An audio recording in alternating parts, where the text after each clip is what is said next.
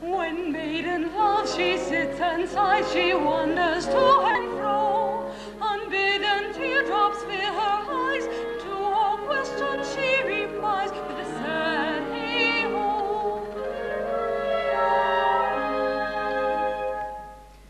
'Tis but a little word, hey-ho, so soft is scarcely heard.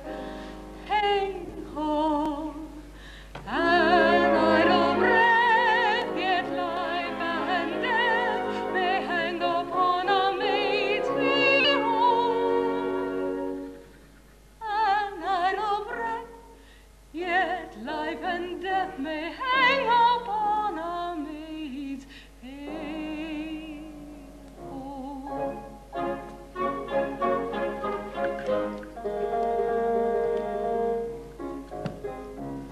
When maiden love she sits and sighs, she wanders to and fro. Unbidden teardrops fill her eyes. To all questions she replies with a sad me.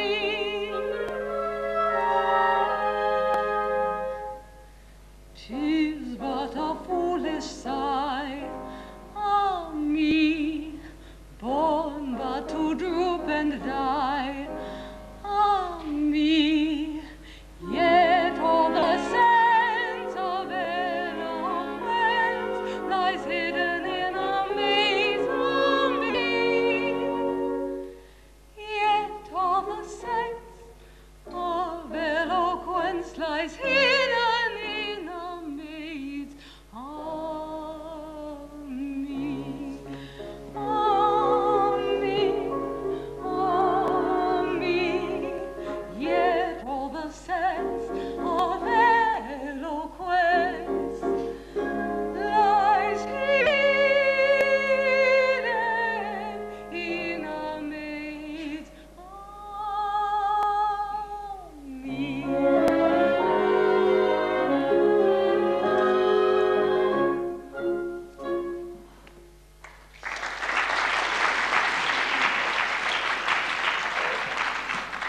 Mistress Merrill, Oh, it's you, is it? haven't you anything to say to me? Oh, yes. Are the birds all caged? The wild beasts all littered down? The locks, chains, bolts, and bars in good order? The racks, pinchers, and thumbscrews all ready for work? Oh, you brute! These allusions to my professional responsibilities are in doubtful taste. I didn't become a head jailer because I like head jailing. I didn't become an assistant tormentor because I like assistant tormenting.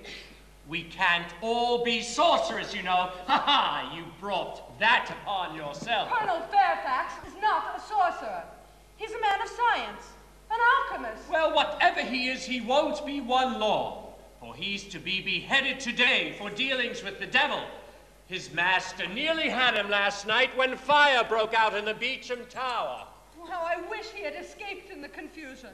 But take care, there's still time for a reply to his petition for mercy. Ha ha! I'm content to chance that this evening at 7:30. You're a cruel monster to speak so unfeelingly of the death of a young and handsome soul. Young and handsome? How do you know he's young and handsome? Because I've seen him. Every day, for weeks taking his exercise on the Beecham. Curse him. There, I believe you're jealous of him now. Jealous of a man I've never spoken to. Jealous of a poor soul who's to die in an hour. I am. I'm jealous of everybody and everything. I'm jealous of the very words I speak to you because they reach your ears and I mustn't go near them. Jealous of the words you speak to me? Why, you know as well as I do that I don't even like them. You used to like them. I used to pretend I liked them.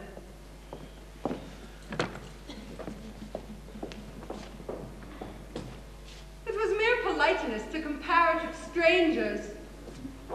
I don't believe you know what jealousy is. I don't believe you know how it eats into a man's heart and disorders his digestion and turns his interior into boiling lead. Oh, you are a heartless jade to trifle with the delicate organization of the human interior.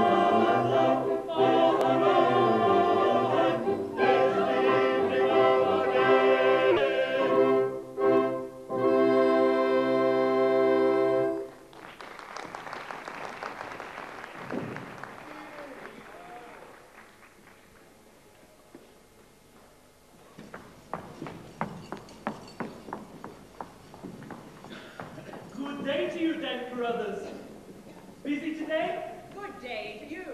Busy? Aye. The fire in the Beecham last night night has given me work enough. Now, poor Colonel Fairfax, who's to die today, has to be removed to number 14 in the cold harbor so that he can have his final hour alone with his confessor. And I've to see also to that. Poor gentleman, he'll die bravely. I fought under him 2 years since, and he valued his life as if it were a feather. He's the bravest young gentleman in England. He twice saved my father's life, and it's a barbarous thing that so gallant a hero should lose his head. For it's the handsomest head in England. For dealings with the devil? You know very well that Colonel Fairfax is only a student of alchemy, nothing more and nothing less.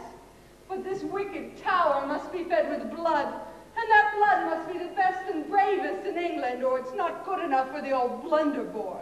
Silence! You silly girl, you know not what you speak. I was born in the old keep, and I've grown gray in it. And God willing, I'll die and be buried in it. And there's not a stone in its walls that is not as dear to me as my own right hand.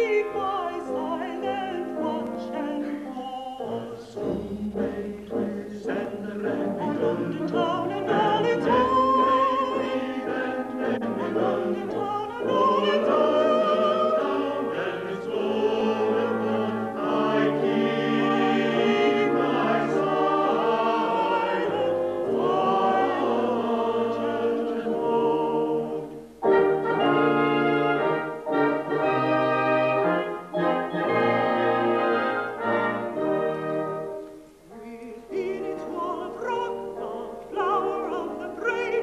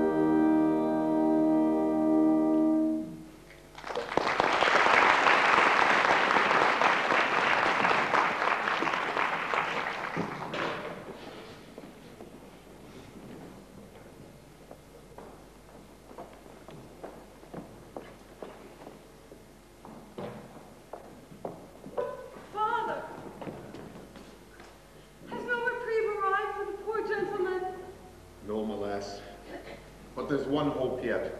Your brother Leonard, as a reward for saving his standard and cutting his way through the enemy, has been appointed a yeoman of the guard and arrives shortly. As he comes straight from Windsor where the court is, it may be that he will bring the expected reprieve with him. Oh, that he may. Amen to that. For the colonel has twice saved my life, and I would give the rest of my life to save his. And you, Phoebe, will you not be glad to welcome your brave brother? Aye, truly, if he brings the reprieve. And not otherwise? Well, he's a brave fellow indeed, and I love brave men. All brave men? Most of them, I verily believe. But I hope Leonard will not be too strict with me. You know, my dear old father is kindness itself. And leads you pretty much to your own ways, eh? Well, I have no fears for you, Phoebe. Thou'st a feather brain, but thou'rt a good lass. Yes, that's all very well. But if Leonard is going to tell me that I may not do this, and I may not do that, and I must not talk to this one or walk with that one like a poor nun who has renounced mankind, why, as I have not renounced mankind, and don't intend to renounce mankind, I won't have it. No. There. No, he'll not check you more than is good for you, Phoebe. He's such a brave fella. Bravest among brave fellas. And yet, it seems but yesterday that he robbed the lieutenant's orchard. Father! Leonard! My brave boy. I'm right glad to see you. And so is Phoebe. Aye. Have you brought Colonel Fairfax's reprieve? Oh, nay, I have a dispatch here from Lieutenant, but no reprieve for the Colonel. Poor gentleman. Poor gentleman. I would give my right hand, my body, my life to save his. You speak in earnest, my lad. Aye, Father, I am no braggart. Did he not save your life? Is he not my foster brother? Then hearken to me. You've come to join the yeomen of the guard. Well? None has seen you but ourselves. And a sentry who paid little attention. Now to prove your words, give me the dispatch. And leave at once. Here is money, and I'll send you more. Lie hidden for a space, and let no one know. I'll convey a suit of yeoman's uniform to the colonel's cell. He shall shave off his beard so that none shall know him, and I'll own him as Leonard Merrill, my brave son, who saved his flag and cut his way through 50 foes who thirsted for his life. He'll be welcomed without question by my brother yeoman, I'll warrant that. Now, how to gain access to the colonel's cell? The key is with your sour-faced admirer, Wilfred Shadbolt. I think I can get anything I want from Wilfred. Might I say, I think you may leave that to me. Then go at once, lad, and bless you for this sacrifice. And take my blessings too, dear, dear Leonard. Your blessings. Thy love is newborn. Wrap it carefully lest it catch cold and die. Alas, I waver to and fro, dark danger hangs upon the deep. Dark danger hangs upon the deep. The scheme his flash and well may fail. What walls are not the hearts that will, the hands that shrink, the cheeks that bend in hours of need. No walls are not the hearts that will, The hands that shrink, the cheeks that bend, the hands that fail, the cheeks that bend in arms of need.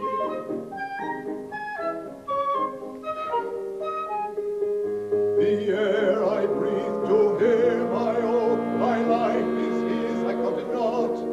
That life is his, so count it not. And shall I reckon risks I run when services are to be done to save the life of such a one?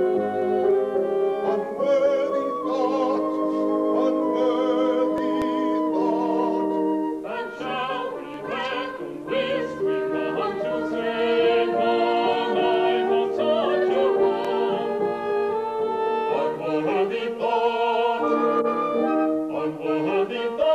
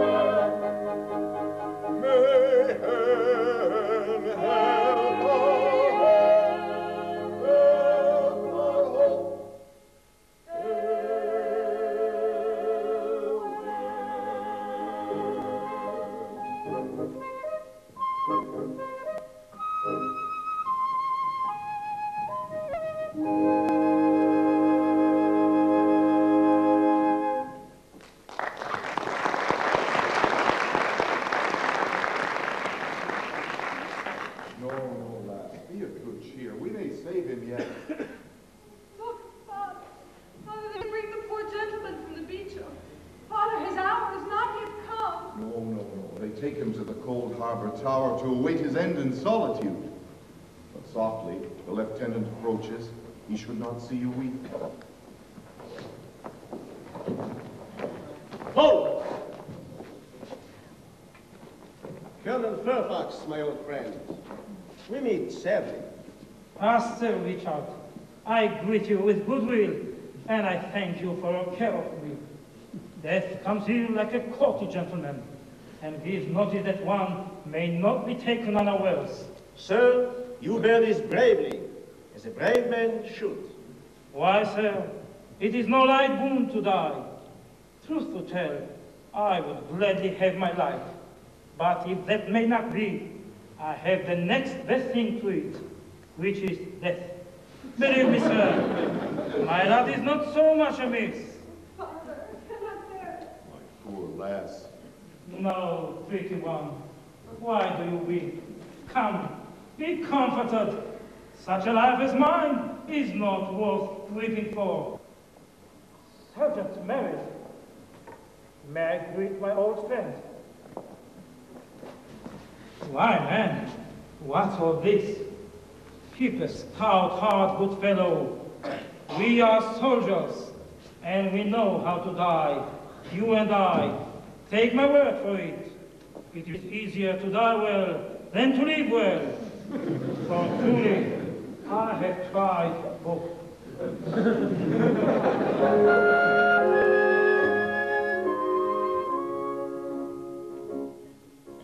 Is life a boon? If so, it must befall, that death, when at the call, must call to soul. The first promise he give, yet one would pay to live another moon. What kind of plaint have I, who perish in July, perish in July? I might have had to die, perchance in June. I might have had to die, perchance in June.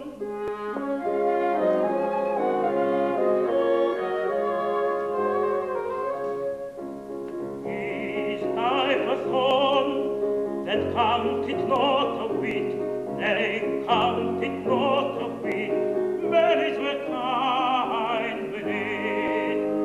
So as he's born, he should on this essay to put the plague away. And I want to capture fugitive, my life must gladly give. I might have had to live another one. I might have had to die, to live another one.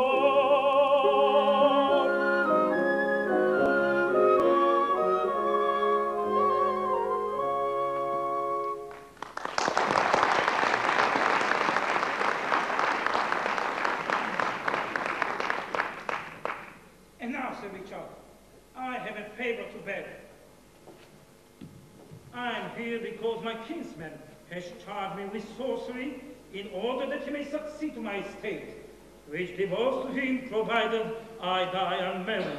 As you will most surely do. No, as I will most surely not do, by your grace. I have a mind to throw this good cousin of mine. How? By marrying forthwith. But merciful heaven, whom would you marry? No, I do not care who.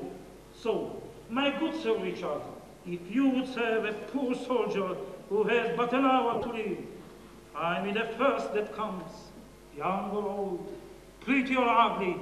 My confessor shall marry us, and her dower shall be my dishonored name, and 100 crowns to boot. No such poor dower for an hour of marriage? A strange request, and I doubt if I may grant it. There never was a marriage with so little evil to the contracting parties. In an hour, she'll be a widow, and I... Well, I will see what can be done. I hold your kinsman in disgust for the wicked trick he has played you. 1,000 thanks, good sir. We meet again on this spot in an hour or so. I shall be a bridegroom then, and you may wish me joy. Till then, farewell. I am ready, good fellows.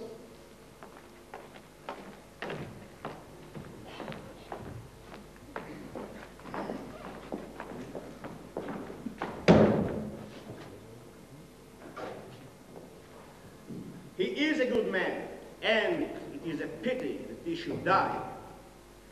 Now, how do I find him a wife at such short notice?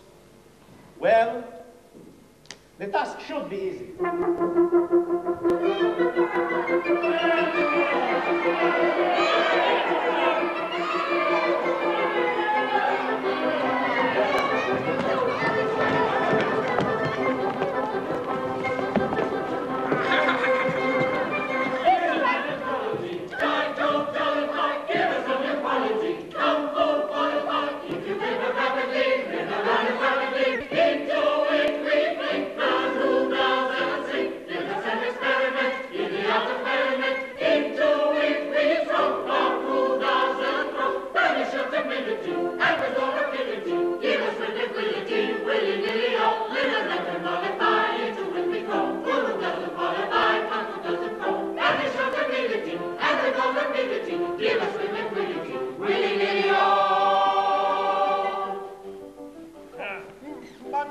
My masters, bear with us and we will satisfy you, for we are merry folk who would have all as merry as themselves. For look you, is there not humour in all things? And go on, merry fellow. Ha! Did you not hear her say, hands off? Aye, I did, and I felt it too. What of it? And you do not see the humour in that? You do not observe. She said hands off. Whose hands? Your hands off whom? Off her. Why? Because she is a woman. Now, had she not been a woman, your hands would not have been set on her in the first place. So the reason for the laying on of the hands is the reason for the taking off of the hands. And herein is contradiction. It is the very marriage of pro and con, and no such lopsided union either as times go. For pro is no more unlike con than man is unlike a woman. And yet men and women marry every day, and none to say, oh, the pity of it. But I, and fools like me.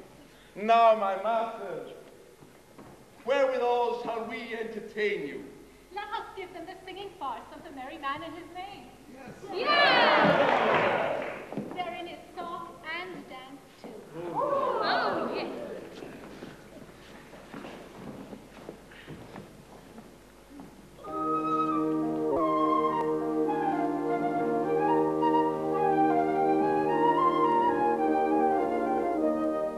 I have a song to sing, oh. Sing me your song,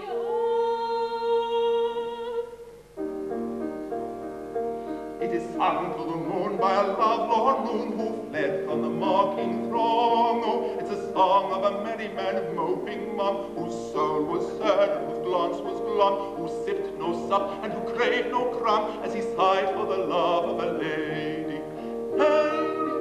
Lady, misery me, lack-a-day-day, he sipped no sup and he craved no crumb, as he sighed for the love of a lady. I have a song to sing. What is your song, oh? It is sung with a ring of a song they sing, who love when a love life flowing. Oh, it's the song of the merry maid, fairly proud, who loved alone and who loved aloud, at the phone of the merry man moping mum, whose soul was sad and whose glance was glum, who sipped no sup and who craved no crumb, as he sighed for the love of a lady. Lady, lady, misery me, lack-a-day-day, he sipped no sup and he craved no crumb, as he sighed for the love of a lady. I have a song to sing, oh. Sing me your song, It is sung to the knell of a church of a bell and a doleful dirge ding dong. Oh, it's a song of a poppy bravely born, who turned up his noble nose with scorn at the humble merry maid, fairly proud, who loved the Lord and who loved aloud the moan of a merry man moping mum, whose soul was sad and whose glance was glum, who sipped no sup and who craved no crumb, as he sighed for the love of a lady. Misery me, lack-a-day-day, he sipped no sup and he craved no crumb, as he sighed for the love of a lady. I have a song to sing, oh. Sing me your song, oh. It is sung with a sigh and a tear in the eye, for it tells of a right and a wrong. Oh, it's a song of a merry maid once so gay, who turned on a heel and tripped away from the peacock of a jay bravely born, who turned up his noble nose with scorn, the humble heart that he did not prize. So she begged on her knees with downcast eyes at the phone of the merry man moping mum, whose soul was sad and whose glance was glum, who sipped no sup and who craved no crumb, and he sighed for the love of a lady. Lady, lady, Misery me, lack-a-day-day, he craved no sup and he sighed no crumb, as he sighed for the love of a lady.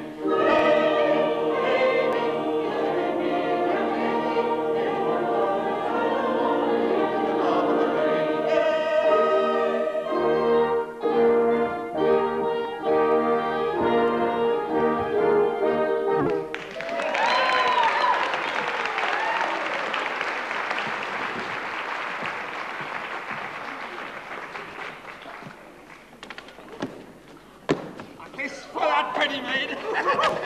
beware, I'm armed. Do you not see the humor in it? There's humor in all things, even in this. What is this pother?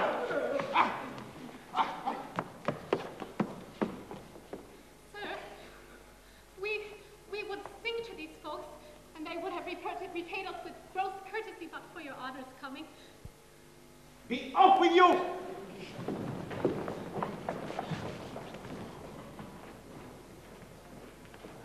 And now, my girl, who are you? And what are you doing here? May it please you, sir, we are two strolling players, Jack Point and I, Elsie Maynard, at your worship service. We go from fair to fair, singing and dancing and playing brief interludes, and so we make a poor living. The two of you, eh? Are you man and wife? Oh, sir, though I am a fool, yet there is a limit to my folly. Sir, her old mother, Bridget Maynard, travels with us, for Elsie is a good girl, but the old lady is sick in bed with a fever, and we have come here to pick up some silver to buy a potion for her. Your mother is ill, Sorely ill, sir. and needs good food and many things that you cannot buy. Alas, sir, 'tis too true.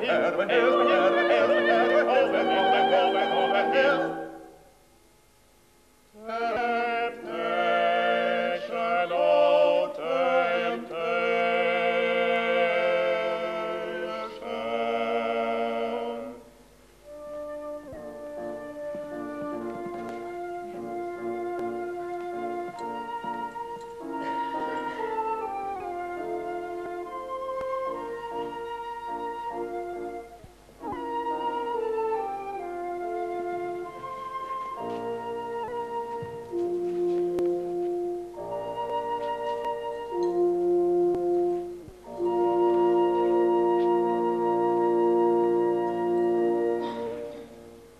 And so, good fellow, you are a jester.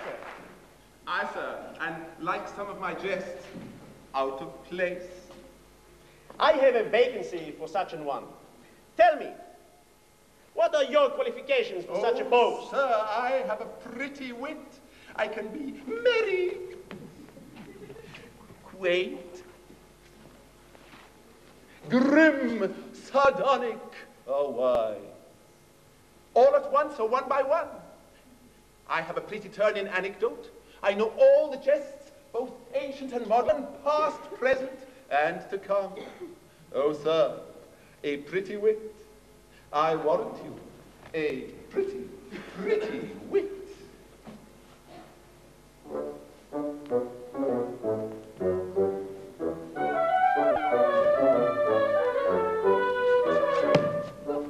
I've jibe and joke, I've quip and clank, for lowly folk and men of rank.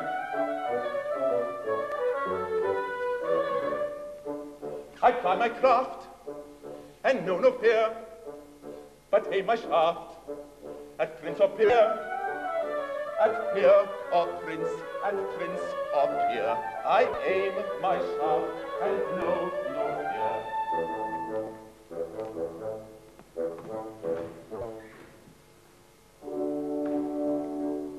I've wisdom from the east and from the west, that's subject to no academic rule. You may find it in the jeering of a jest, or distill it from the folly of a fool. I can teach you with the wit if I've a mind. I can trick you into learning with a laugh. Oh, winnow all my folly, folly, folly, and you'll find a grain or two of truth among the chaff. Oh, winnow all my folly, folly, folly, and you'll find a grain or two of truth among the chaff. I can set a braggart quailing with a quip. The upstart I can wither with a whim. He may wear a merry laugh upon his lip, but his laughter has an echo that is grim. When they're offered to the world in merry guise, unpleasant truths are swallowed with a will. Oh, he would make his fellow treat his wife, always fill the philosophic pill. Oh, he would make his fellow treat his wise, should always gild the philosophic pill.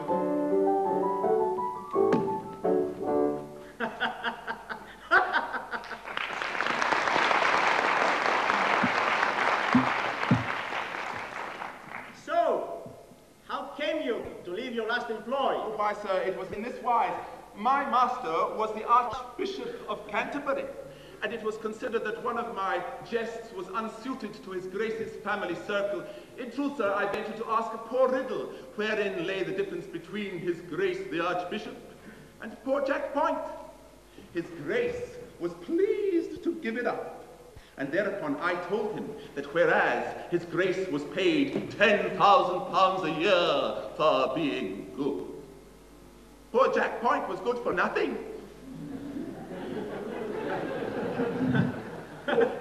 It was but a harmless jest, sir, but it offended his Grace, who had me whipped and set in the stocks for a scurril rogue, and so we parted.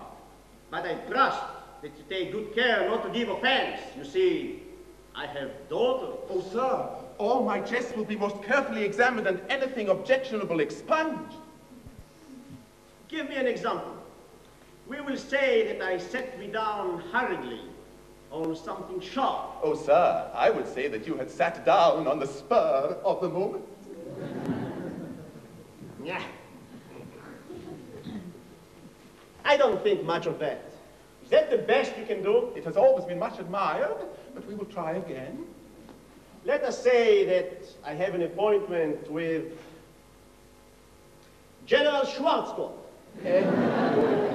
Why bother with him, sir? You can get it all on CNN.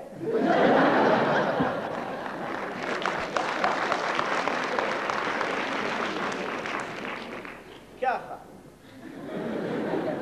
Let us say that I caught you kissing the kitchen maid under my very nose. Under her very nose, sir, not under yours. That's where I would kiss her. Do you take me, sir? Oh, a pretty wit, a pretty, pretty wit. The maiden comes. Follow me, and we will discuss this matter at length in my study. I am your worship's servant, sir. That is to say, I hope I soon shall be. But before proceeding to more serious matters, can you tell me, sir, why a cook's brain pan is like an overwound clock? Get close to this fooling. Follow me. Just my luck. And my best conundrum wasted.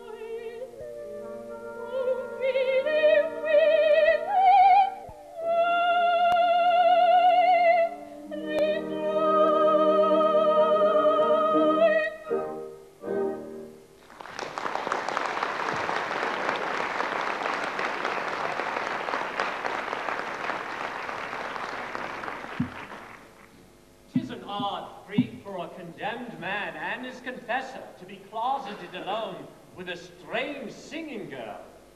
I would have liked to have seen them, but they stopped up the keyhole. My keyhole. Wilfred, and alone. Now, what could he have wanted with her? That's what puzzles me. Now to get the keys from him.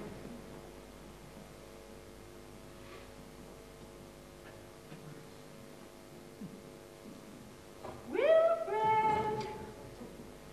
Has no reprieve arrived? None. Your adored Fairfax is to die. Oh, nay, you know I have nothing but pity for the poor condemned gentleman. I know that he who is condemned to die means more to you than I who am alive and well. Why, that is unreasonable. Dear Wilfred. Do they not say that a live ass is better than a dead lion? No, They say that, do they? it's unpardonably rude of them, but I believe they put it in that way. Not that it applies to you, who are clever beyond all telling. Oh, yes, as an assistant tormentor. Nay, as a wit, as a humorist, as a most philosophic commentator on the vanity of human resolution. Truly, I have seen great resolution give way under my persuasive methods. In the nice regulation of a thumbscrew, in the 100th part of a single turn, lies all the difference between stony reticence and a torrent of impulsive unbosoming that the pen can scarcely follow. I am a mad wag. You are a most light-hearted and delightful companion, Master Wilfred. Your stories of the torture chamber are the prettiest hearing. I am a pleasant fellow if I choose. I believe I am the merriest dog that barks. For we could be pretty happy together. Perhaps, I do not know. For you would make a most tender and loving wife. Aye, truly, to one whom I really love. For there is a wealth of love in this little heart, saving up for, I wonder whom. Now, of all the world of men, I wonder whom. And to think that he whom I am to wed is alive and somewhere, perhaps far away, perhaps close at hand.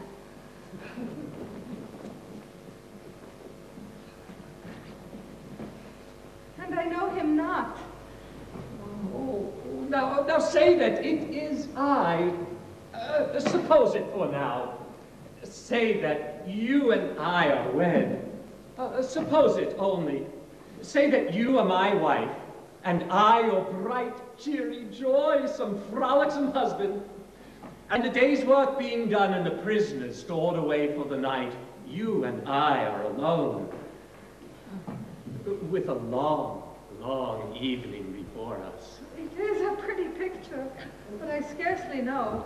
It comes so unexpectedly. And yet were I your bride. Aye, were you my bride. Oh, how I would love thee. Were I thy bride, then all the world beside were not too wide to hold my willful love. Were I thy bride, upon thy breast my loving head would rest as on her nest the tender turtle dove. Were I thy bride, this heart of mine would be one heart with thine, and in that shrine our happiness would dwell. Were I thy bride, and all day long our life should be a song, no grief, no wrong should make my heart be mill. Were I thy bride, the silvery flute, the melancholy lute, when night owls woo to my lord whispered coo. Were I thy bride, the skylark's trill were but discordant shrill to the soft thrill of wooing as I'd woo. Were I thy bride, the roses sigh, were as a carrion's cry to lullaby, touch as I sing to thee. Were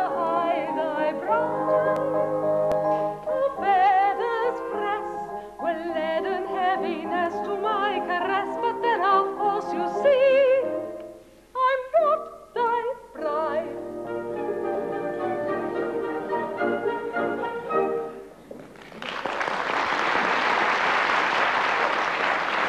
No, you're not. Not yet. But oh, how she wooed me. I'm a good judge of wooing, seeing as I've been wooed by maid, widow, and wife. I've been wooed boldly, timidly, tearfully, shyly, by direct assault, by suggestion, by implication, by innuendo, and by innuendo. But this wooing is not of the common type. No. It is the wooing of one who must needs woo me if she die for it.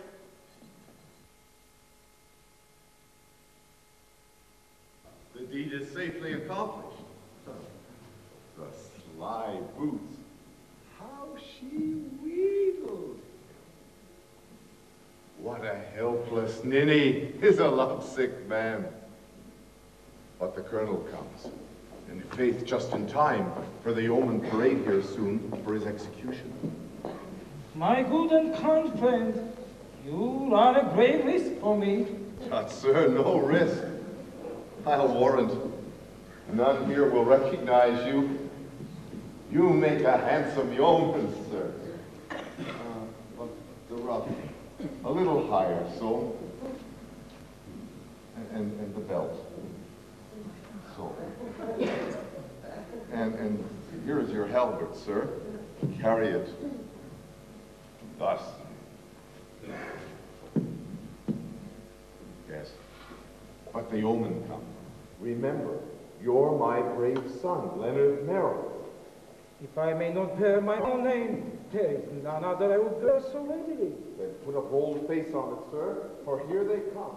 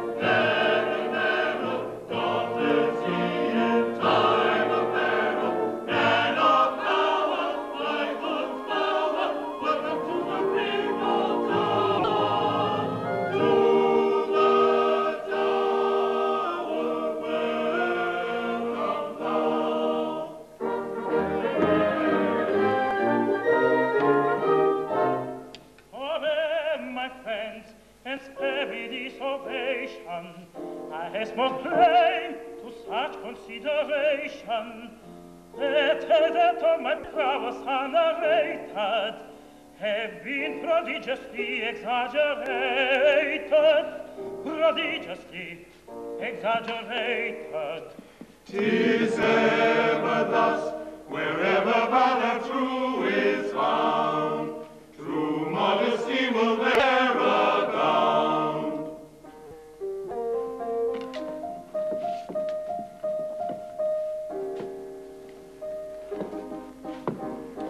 Didst thou not, O Leonard Merrill, stand it lost in last campaign, rescue it in deadly peril, bear it safely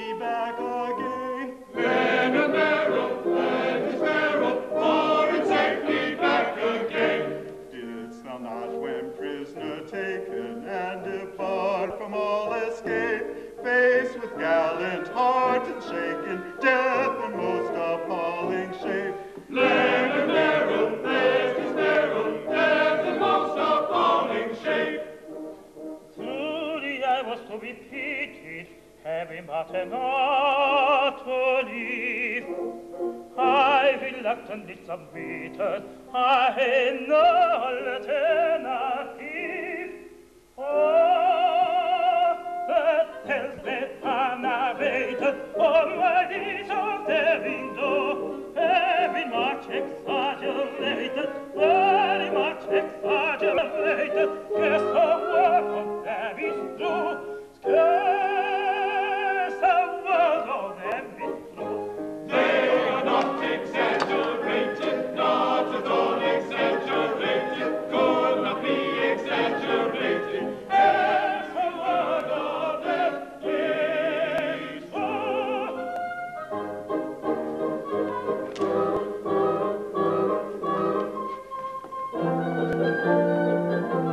Leonard, I beg your pardon. don't you know me? I'm little Phoebe. Phoebe? Is this Phoebe? What? Little Phoebe? Who then just may she be? It can't be Phoebe, surely. Yes, 'tis Phoebe, your sister Phoebe, your own little sister. He speaks the truth, 'tis Phoebe. Sister Phoebe.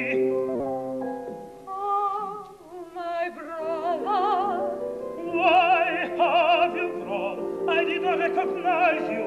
so many years. Oh, my brother, Oh, my sister. Oh, sister. Oh, sister.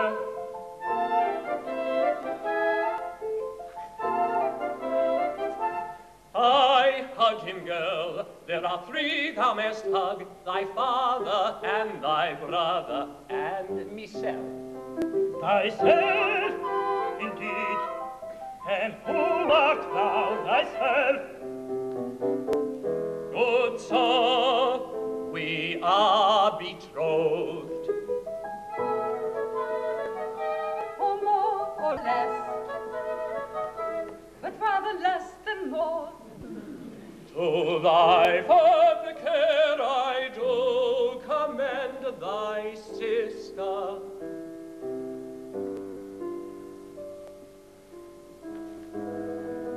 He to her an ever faithful guardian eagle-eyed, and when she feels, as sometimes she does feel, disposed to indiscriminate caress, be thou at hand to take those favors from her. Be thou at hand to take those favors from her.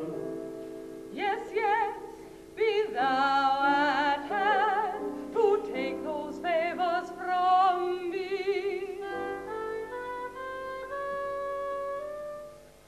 To thy fraternal care, thy sister I commend, from every lurking snare thy lovely charge defend, and to achieve this end, O grant, I pray, this boon, O grant this boon.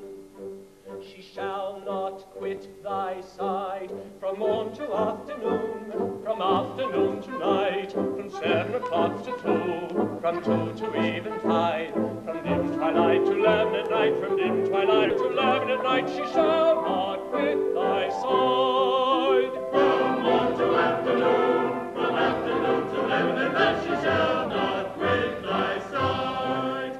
So amiable I've grown, so innocent as well, that if I'm left alone, the consequences fell. No mortal can foretell. So grant, I pray, this boon. Oh, grant this boon. I shall not quit thy side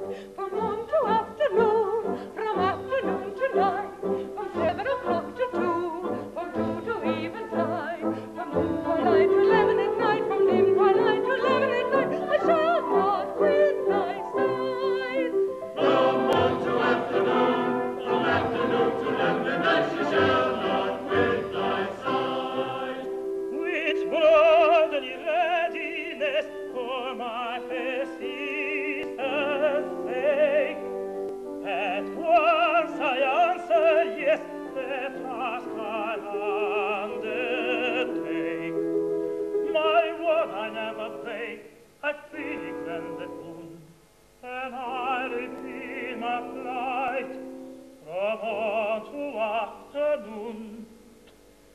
afternoon to night, from 7 o'clock to 2, from 2 to evening meal, from twilight to 11 at night, from twilight to 11 at night, the comfort we sing. From afternoon to midnight, really grandstand full.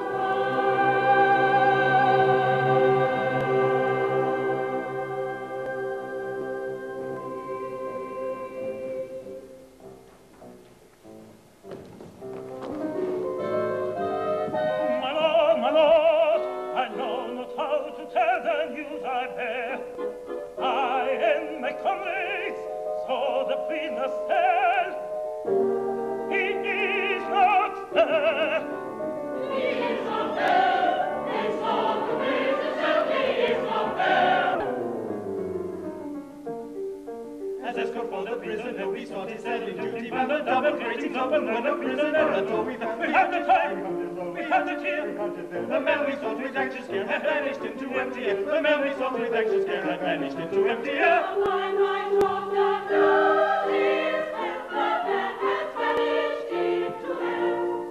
And his before the prison, and we sought his cell in duty, found the double gratings open were no prisoner at all. We found we hunted hard, we hunted low, we hunted here, we hunted there. The man we sought with anxious care had vanished into empty air.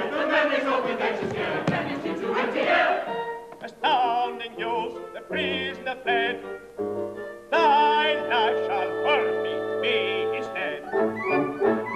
My lord, I did not set him free. I hate the man, my rival he. The prisoner gone, I'm all again. Thy life shall forfeit me instead. Who could have helped him to escape? My lord, I did not set him free. I can't imagine who have no idea at all of you. His escaping traces lurk and Chuck must have been at work. What have I done? Oh, woe is me! Indeed, I can't imagine who have no idea at all of you. Oh, woe is you! Your anguish think, oh, woe is me, I rather think, oh, woe is me, I rather think, this woe is me, I rather think, what have we tried to art his bride, and I am left alone bereft, oh, woe is me, I rather think, this woe is me, I rather think, woe is me,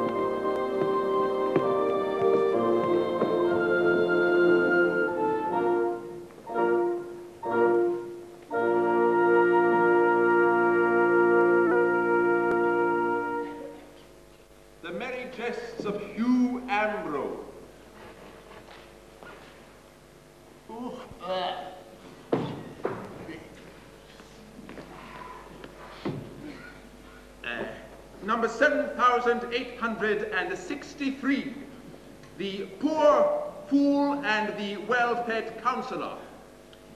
A poor wag, being an hungered, did meet a well-fed counselor. Marry, fool, quoth the counselor, whither away? Indeed, replied the wag, in that I have eaten naught these 2 days, I do wither away, and that right rapidly. The counselor laughed hugely and gave him a sausage. That counselor was easier to please than my new master, the lieutenant. Oh, I'd like to take post under that counselor. Oh, 'tis but melancholy mumming when poor, heartbroken, jilted Jack Point must needs turn to Hugh Ambrose for original light humor.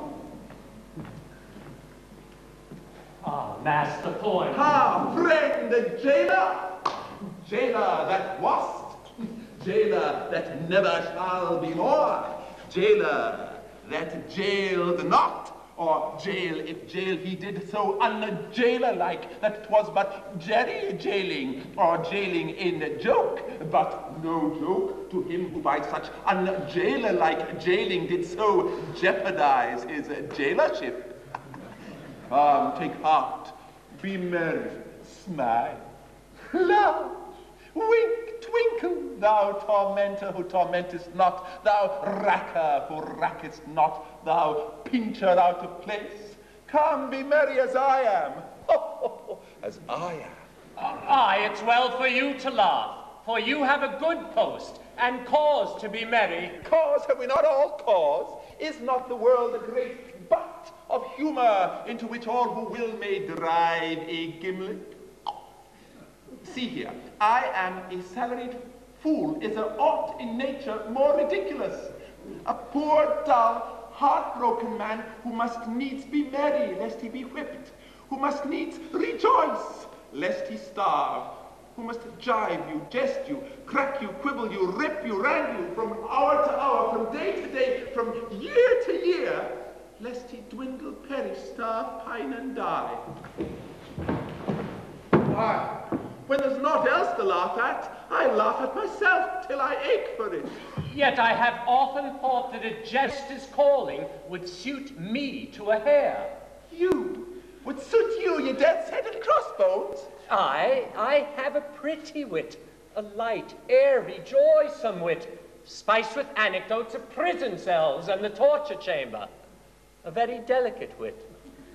I have tried it on many a prisoner, and there have been some who have smiled. Now, it's not easy to make a prisoner smile, and it should not be difficult to be a good jester, seeing as you are one. Difficult? Nothing easier, nothing easier. Attend, and I will prove it to you.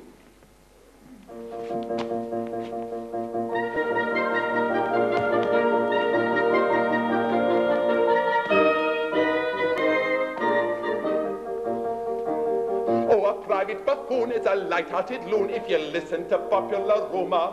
From the morn to the night he's so joyous and bright, and he bubbles with wit and good humor. He's so quaint and so terse both in prose and in verse that though people forgive his transgression, there are 1 or 2 rules that all family fools must observe if they love their profession. There are 1 or 2 rules, half a dozen maybe, that all family fools of whatever degree must observe if they love their profession. If you wish to succeed as a jester, you'll need to consider each person's auricular. What is all right for B would quite scandalize C, for C it's a very particular. And D may be dull, and E's very thick skull is as empty of brains as a ladle, while F is F sharp, and will cry with a carp that he's known your best joke from his cradle. When your humor they flout, you can't let yourself go, and it does put you out when a person says, oh, I have known that old joke since my cradle. If your master is surly from getting up early, and tempers are short in the morning, an inopportune joke is enough to provoke him to give you at once a month's warning. But if you refuse, he is at you again, for he likes to get value for money. He'll ask then and there, with an insolent stare, If you know that you're paid to be funny, it adds to the tasks of a merriman's place when your principal asks with a scowl on his face. If you know that you're paid to be funny, though your head it may rack with a bilious attack and your senses with toothache you're losing, don't be mopey and flat, they don't fine you for that if you're properly quaint and amusing. Though your wife ran away with a soldier that day and took with her your trifle of money, bless your heart, they don't mind. They're exceedingly kind.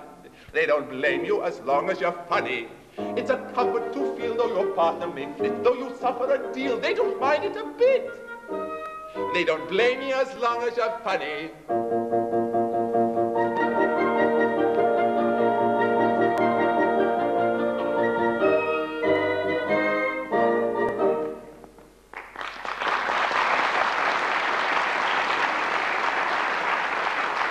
So, you would be a jester, eh?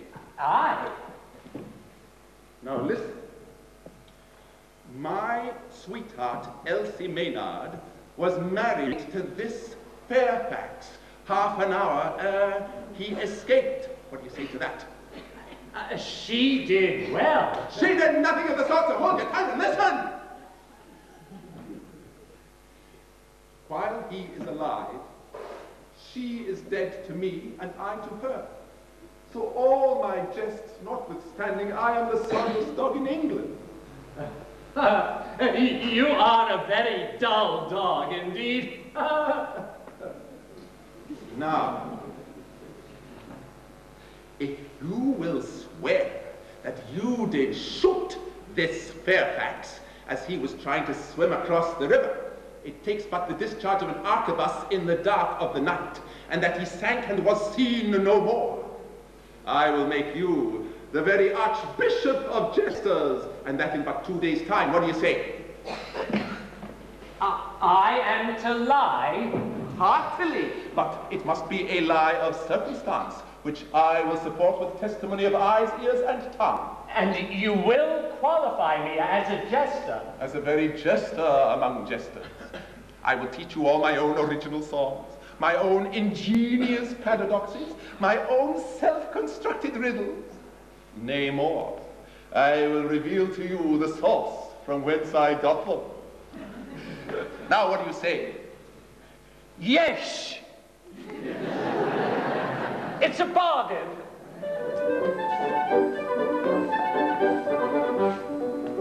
Hereupon we both agreed, all that we two do agree to will secure by solemn deed, to prevent all error and all. You and Elsie are to call with a story grim and gory. How is Fairfax died and all? I declare to, you're to swear to. I to swear to. I declare to. I to swear to. I declare to. I declare to, you're to swear to. I declare to. Tell a tale of cock and bull, a convincing detail full. Tell tremendous heaven defend us, what a tale of cock and bull.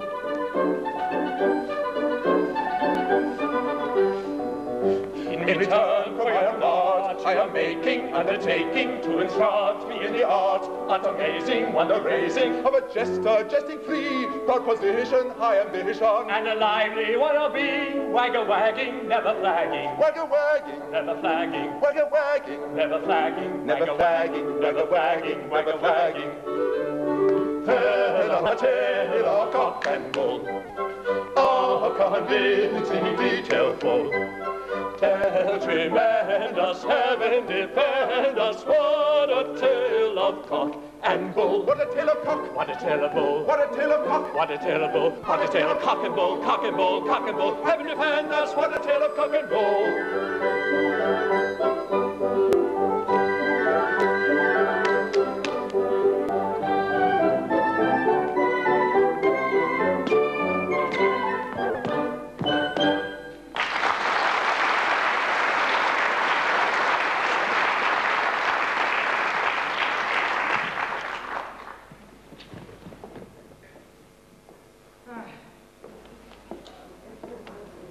Two days gone, and no news of poor Fairfax.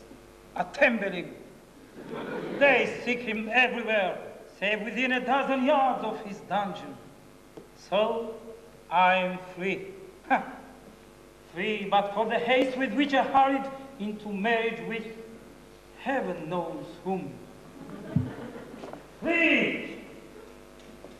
The tower bonds were but a thread of silk compared with these conjugal fetters which I, fool that I was, placed upon my own hands. From the one I broke readily enough. How to break the other?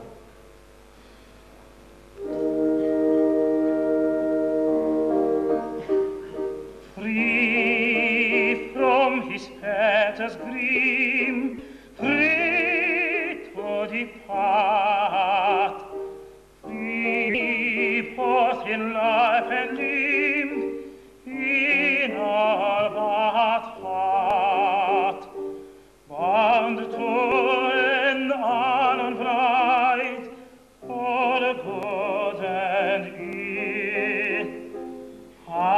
Is not for us high, a business still, a business still. Is not one tide, a business still.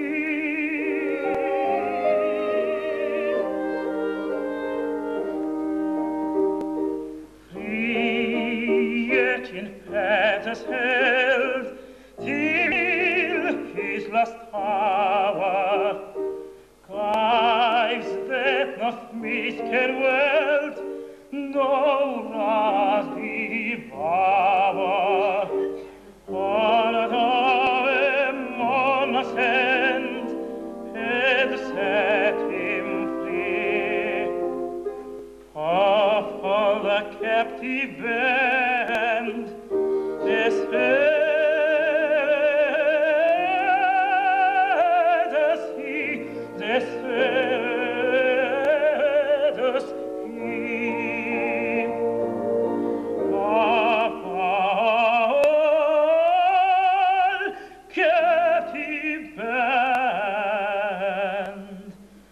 the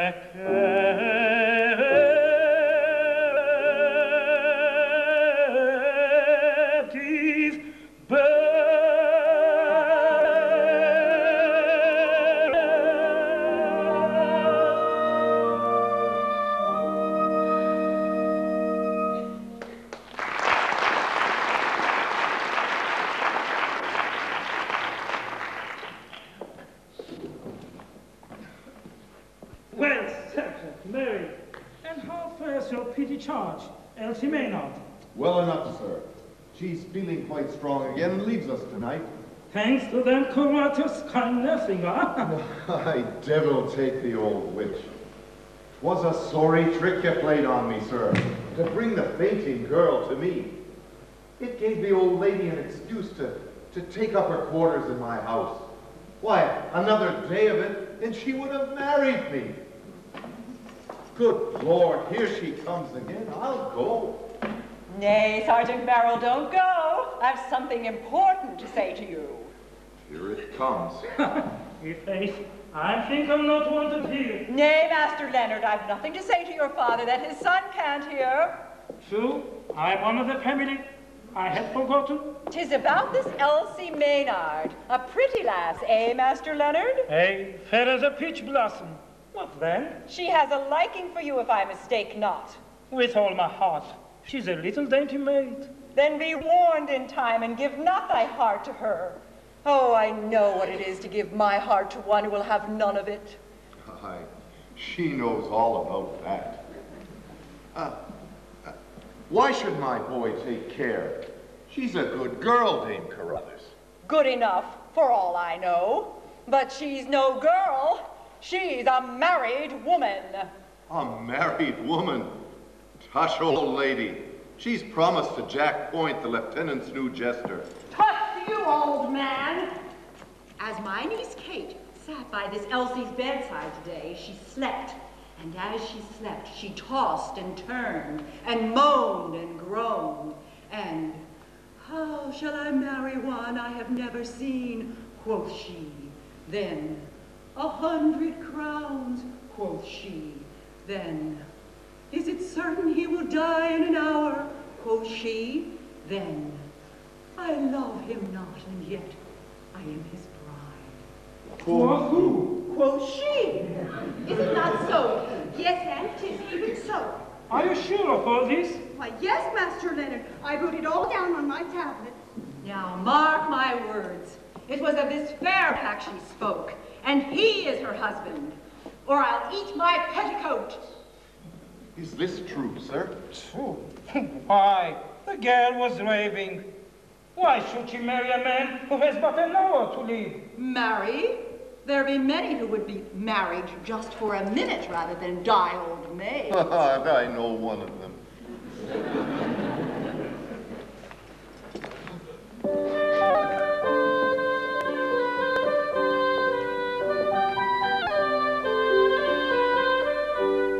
Strange adventure maiden wedded to a groom she'd never seen, never seen. Groom about to be beheaded in an hour on Tower Green, Tower Green. Groom in dreary dungeon lying, groom as good as dead or dying, for a pretty maiden sighing, pretty maid of 17, 17.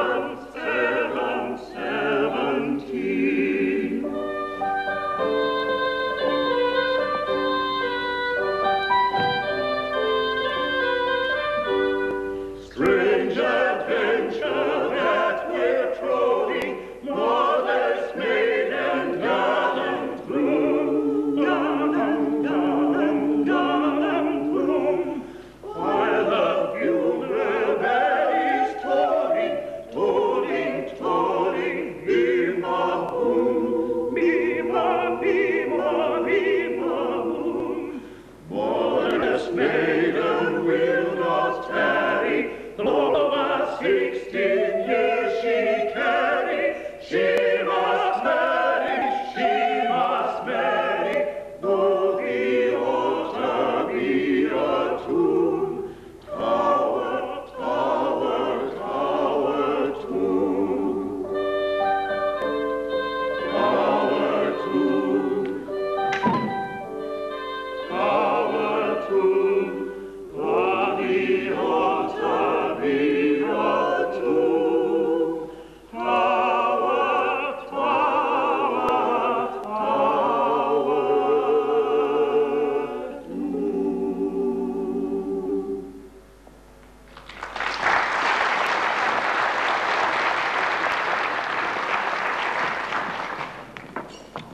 So, my mysterious bride is this winsome Elsie. But she comes, now to test her principles. 'Tis not every husband who has a chance of wooing his own wife.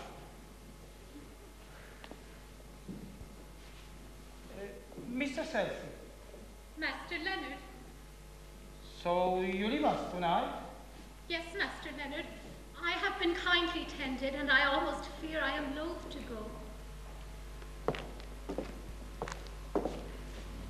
And that Fairfax, were you glad when he escaped? Why, truly, Master Leonard, it is a sad thing that a young and gallant gentleman should die in the very fullness of his life. And when you fainted, it was for joy at his safety. It may be so. I was much upset, and I am but a girl, and so when I am much upset, I faint. Now, do you know, I am consumed with a great jealousy. You and of whom? Why of this Fairfax, surely? Of Colonel Fairfax. Elsie, shall I be honest with you? Elsie, I love you. Elsie, I have loved you these 2 days, which is a long time, and I would fain join my life to yours. Master Leonard, you are jesting. Jesting? May I shrivel into raisins if I jest? I love you with a love that is eating up my heart. What do you say? Will you let my heart be eaten up? Oh, mercy, what am I to say? Do you love me? I love all brave men. No, there is love in excess. But if you love all brave men... I love the bravest best. But, sir, I may not listen. I am not free. I am a wife. You a wife? Whose? His name. Is our son numbered? No, his grave is dug. Come, his name. Oh, sir, do keep my secret. It is the only barrier that fate could put up between us. My husband is none other than Colonel Fairfax. The greatest villain unhung. It is very like. I never saw him. I was blindfolded, and he was to have died within the hour, and he did not die, and I am wedded to him, and my heart is broken. He should have died, and he did not die. The scoundrel! You should have insisted on his dying first to make sure. This is the only way with these Fairfaxes. I now wish I had.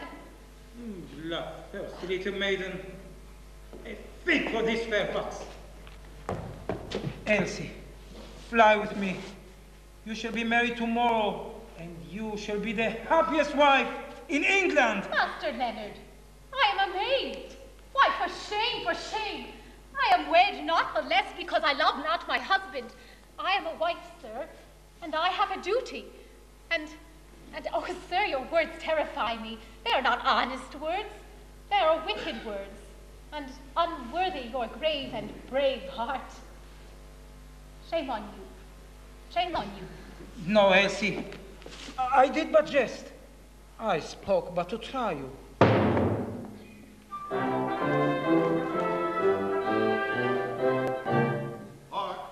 What was that, sir? Why, an arquebus, fight from the wharf, unless I much mistake. Strange, and at such an hour, what can it mean?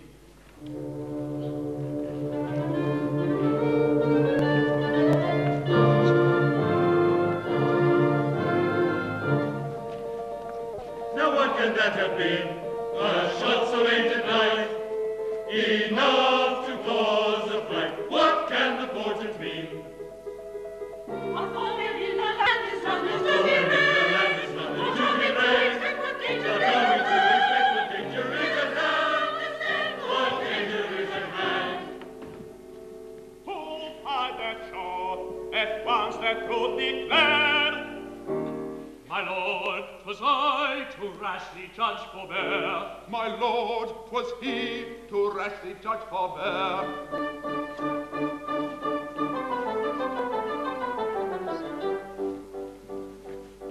Like a ghost is vigil keeping, Or a spectre all appalling. I beheld a figure creeping. I should rather call it crawling. He was creeping. He was crawling. He was creeping, creeping. Crawling. He was creeping. He was crawling. He was creeping, creeping. Crawling. At a moment's hesitation, I myself upon him flung. With a hurried exclamation to his draperies I hung. Then we closed with one another in a rough and tumble smother. Colonel Fairfax and no other was the man to whom I clung. Colonel Fairfax and no other, Colonel Fairfax and no other, Colonel Fairfax and no other was the man to whom he clung. After mighty tug and tussle, It resembled more a struggle, he by dint of stronger muscle, or by some infernal juggle. from my clutches quickly sliding, I should rather call it slipping, with the view no doubt of hiding, or escaping to the shipping. with a gasp and with a quiver, I describe it as a shiver. down he dived into the river, and alas, I cannot swim.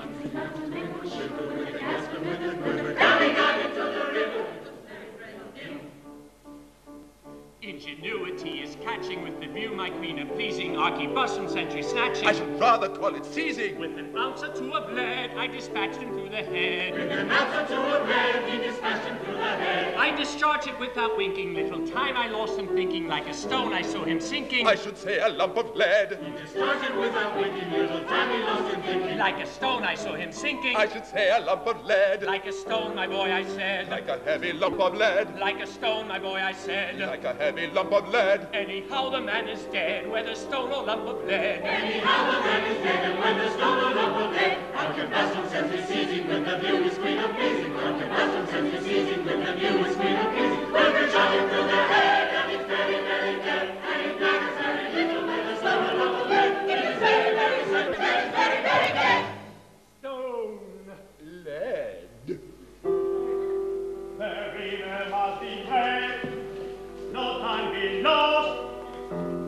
The body must be found at any cost. To this end without undue delay. So set to work with what dispatch you may. Yes, yes, we'll set to work with what dispatch we may.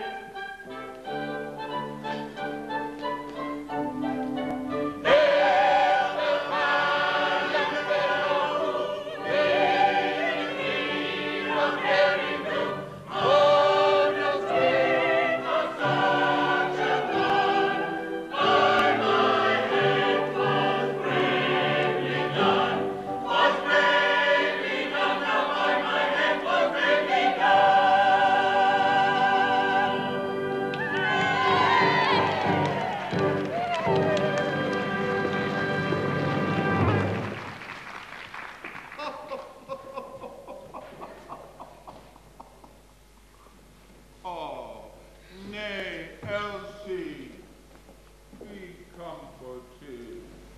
This Fairfax was but a pestilent fellow, and as he had to die, it was as well he died thus as any other way. It was a good death. Still, he was my husband, and had he not been, he was nevertheless a living man. And now he is dead. And so by your leave, Master Point, my cheers may flow unto him. And did you see all this? I saw with both eyes at once, this and that. The testimony of one eye is naught. He may lie. But when it is backed up by the other, that is good evidence that none may gainsay. Here are both of them ready to stand up in court and swear to it. But are you sure it was Fairfax? Saw you his face? Aye, and a plaguy, ill-favored face it was too. A very hangdog face, a felon face, a face to fright the headsman and make him strike or I. Oh, a plaguy bad face, take my word on. How they laugh.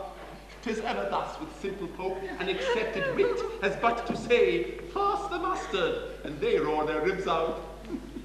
If ever I come to life again, you shall pay for this, Master Point. And now, Elsie, you are free to choose again. So behold me. I am well favored. I have a pretty wit. I can jest you, jibe you, crack you. Tush, man! You don't know how to woo. 'Tis not to be done with time-worn jests. 'Tis an art in itself, and must be studied gravely and conscientiously.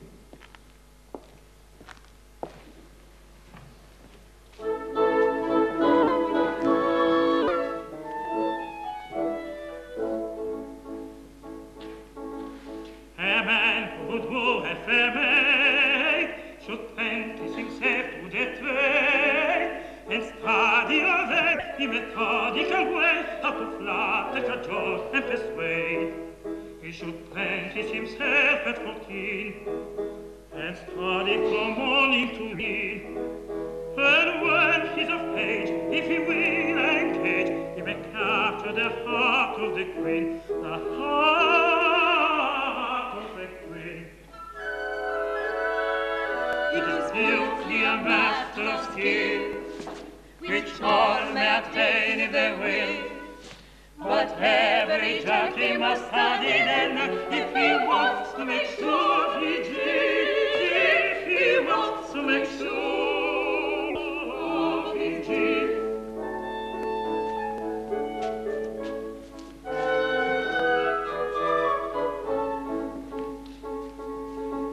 If he's made the best use of his time, his tweak is so carefree life, that everywhere he'll come down, and I swear whatever it's through they shall climb.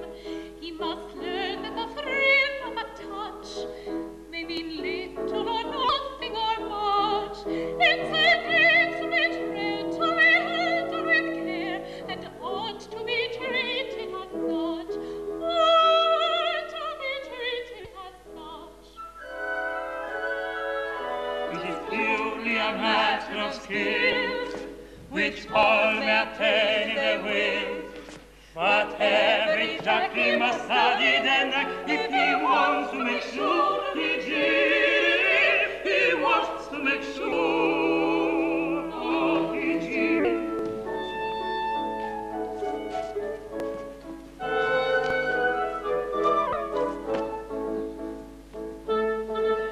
Then a glance may be timid or free, it will vary in mighty degree, from an impudent stare to a look of despair that no maid without pity can see. And a glance of despair is no guide, it may have its ridiculous side, it may draw you a tear or a box on the ear. You can never be sure till you try, never be sure till you try. It's purely a matter of skill, which all may attain if they will.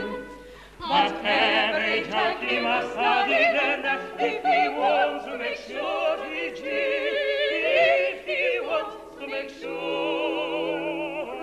he chill. But every jock must study then, but every jock must study then if he wants to make sure of his chill. Yes, every jock must study then if he wants to make sure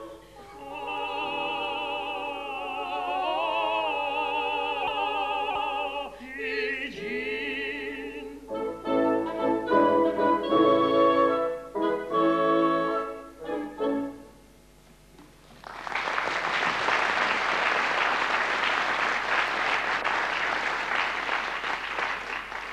Now, listen to me. This is the way it's done.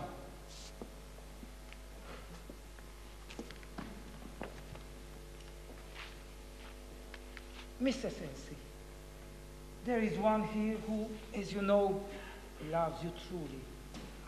Aye, that he does, right, truly. But he is only a poor man, and he has a loving, honest heart. He will be a true and trusty husband to you.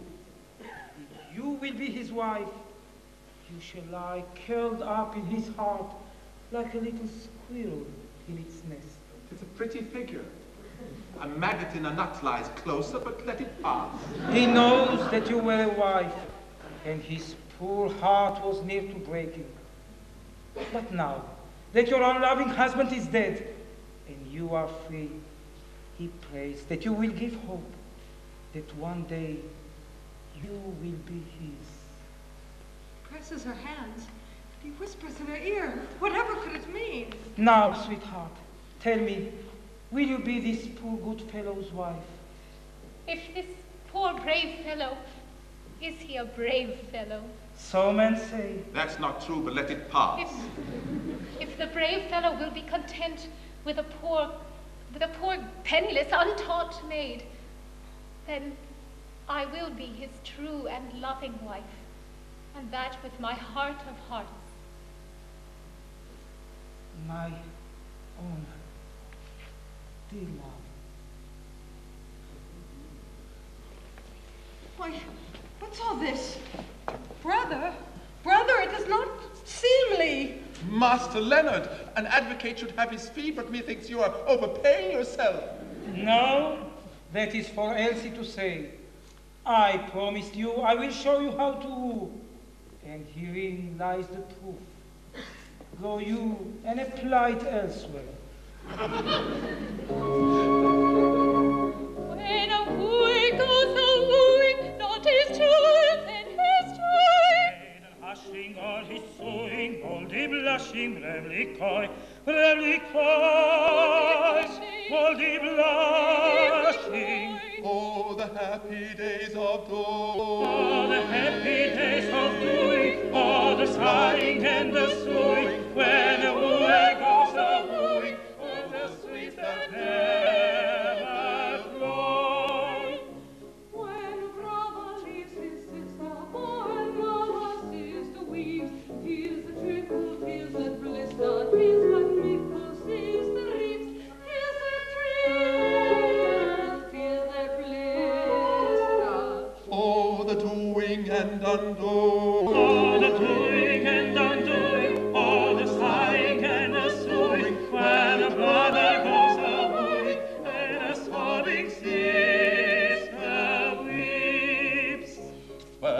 Jester is outwitted, feelings fester, heart of lead, food for fishes, only fitted.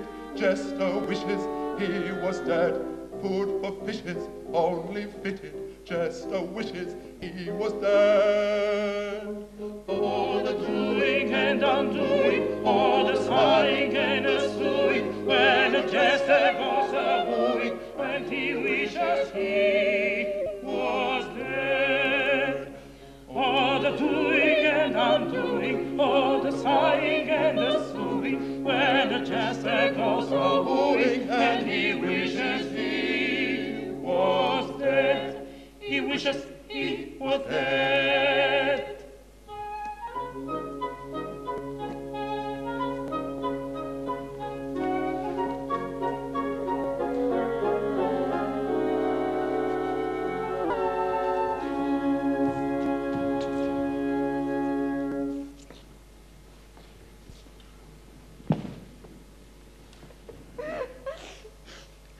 And I helped that man to escape.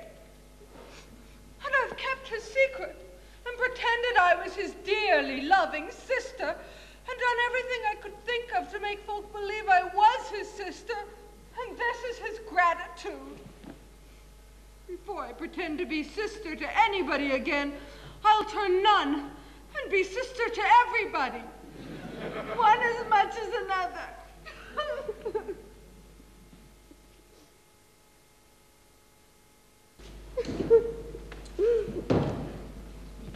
In tears, eh?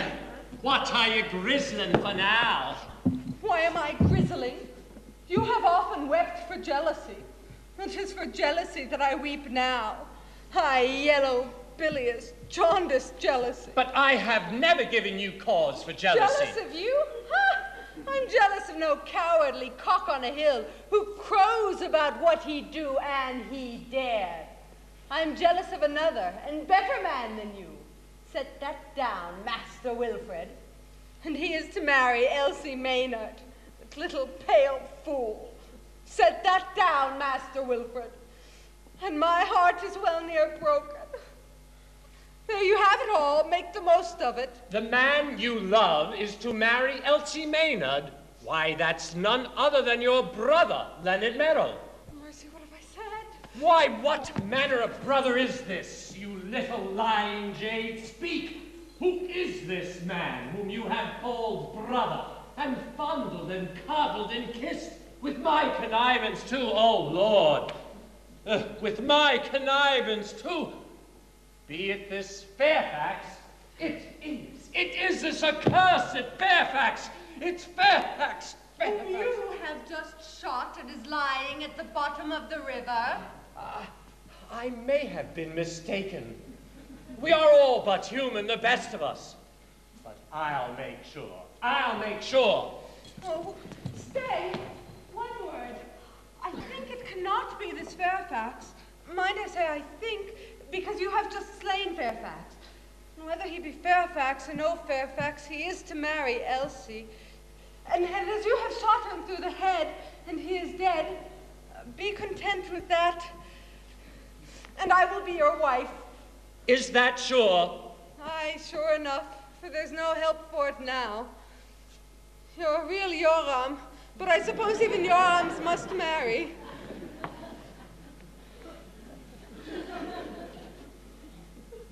Oh, my beloved.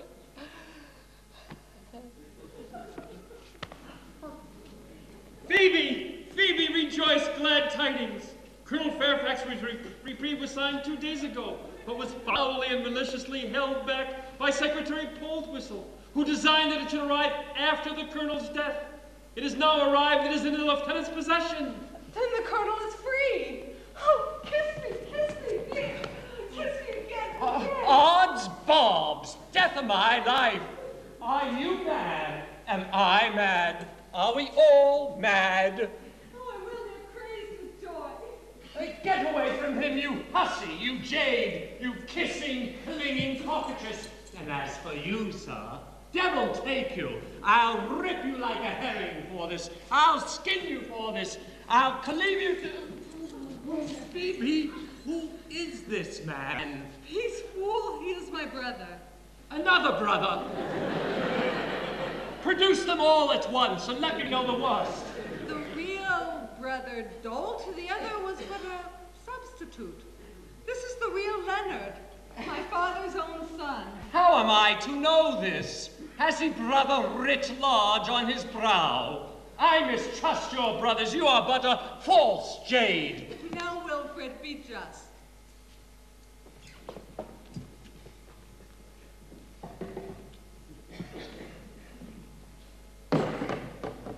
Truly, I did deceive you before, but it was to save a precious life.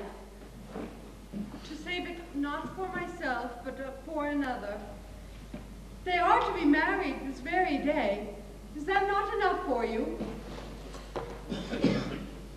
Come, I am your Phoebe, your very own, and we will be wed. Is that not enough for you? Phoebe, Phoebe, have you heard the good news? I'm near mad with joy.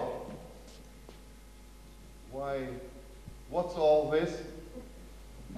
Father, he learned of our secret through my folly. Now the price of his silence is Phoebe's heart. Oh dear, no. Phoebe's hand. It's the same thing. Is it?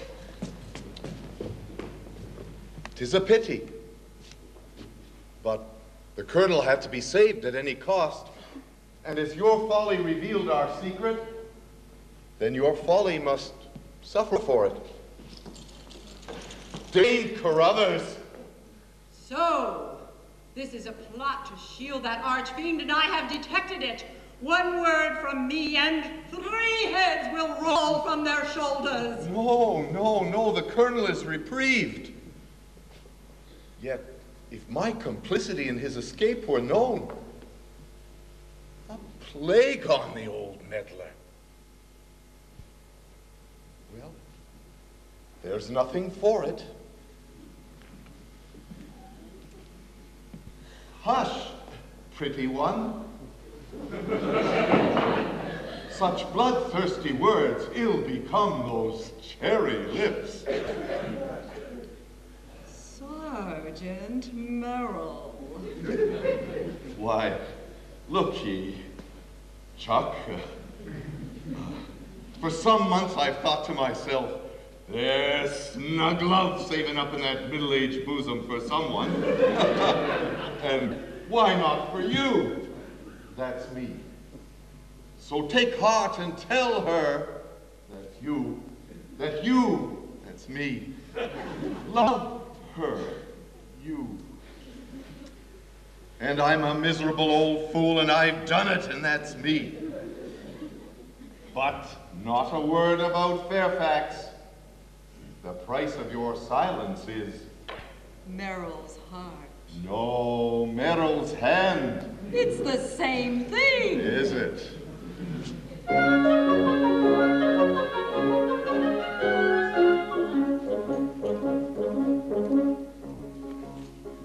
Rapture, rapture, when love's votary flushed with capture seeks the notary. Joy and jollity, then is polity reigns, frivolity, rapture, rapture. Joy and jollity, then is polity reigns, frivolity, rapture, rapture. Doleful, doleful, when humanity with its soul full of satanity, courting privity, down declivity, seeks captivity. Doleful, doleful, courting privity, down declivity, seeks captivity. Doleful, doleful. Joyful, joyful, when virginity seeks a coyful man's affinity. Maid of flowery, bright and bowery is her dowry. Joyful, joyful, maid of flowery, bright and bowery is her dowry. Joyful, joyful. Ghastly, ghastly, when man sorrowful, firstly, lastly, of too morrowful, yields to tarrying, apes a marrying, goes a marrying. Ghastly, ghastly. Joyful, joyful. Ghastly, ghastly. Joyful, joyful. Ghastly, ghastly, ghastly, ghastly, ghastly, ghastly, ghastly. Doleful, doleful, when humanity with its soul full of satanity, courting privity, down declivity, seeks captivity. Courting privity, down declivity, seeks captivity. Doleful, doleful. Doleful, doleful, doleful, doleful.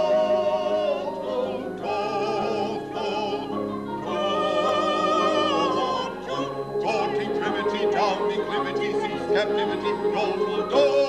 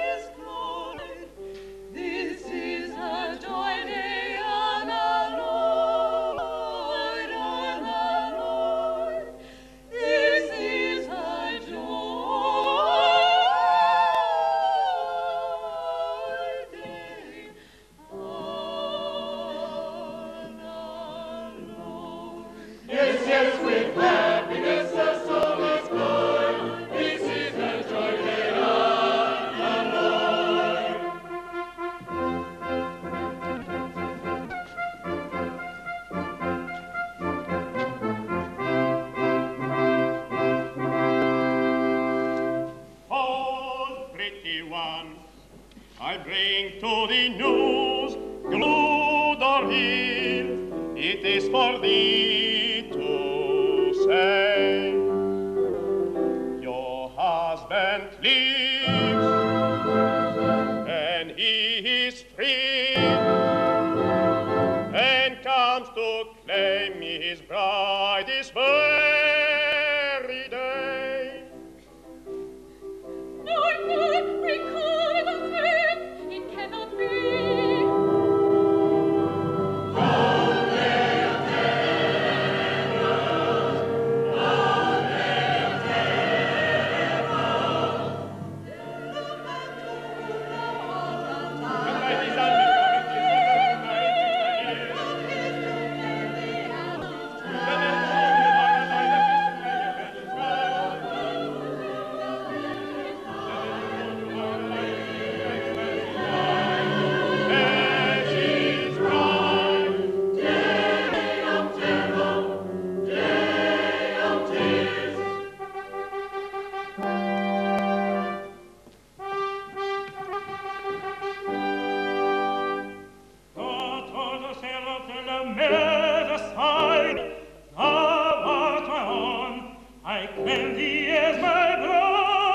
Thou art his own, and I see plenty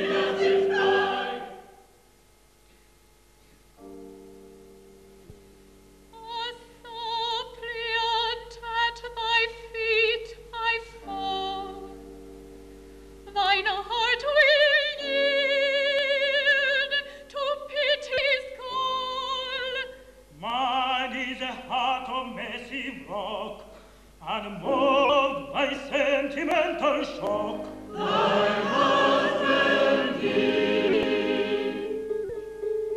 When will my loved one come to me? They bear me hence away. But though they take me far from thee, my heart is thine forever. My broken heart is thine, my own forever.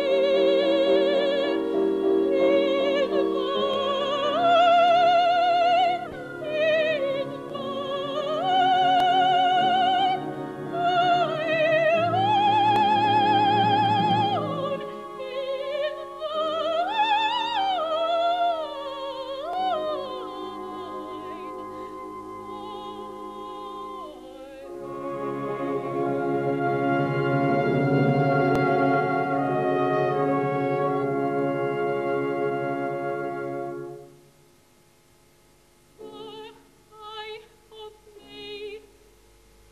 I am thy bride.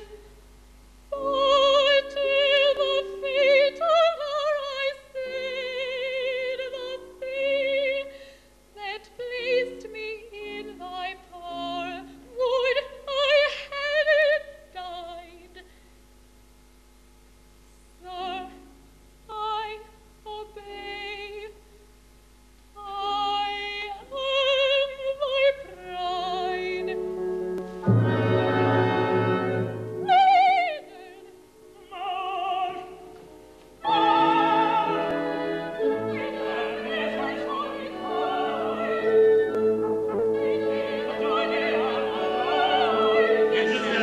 With happiness the souls of joy, this is the joy day unalloyed. With happiness the souls of joy, this is the joy day unalloyed, the joy day unalloyed, unalloyed. O thoughtless crew, ye know not what ye do. Attend to me, and shed a tear or two.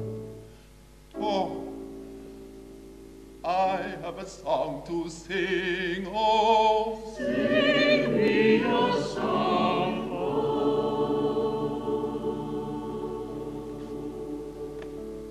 it is sung to the moon by a lovelorn loon who fled from the mocking throng. Oh, it's the song of a merry man moping mum, whose soul was sad and whose glance was glum, who sipped no sup and who craved no crumb, as he sighed for the love of a lady. Hey, hey, misery me like a dainty. He sipped no sup and he craved no crumb, as he sighed for the love of a lady. I have a song to sing. Oh, What is your song?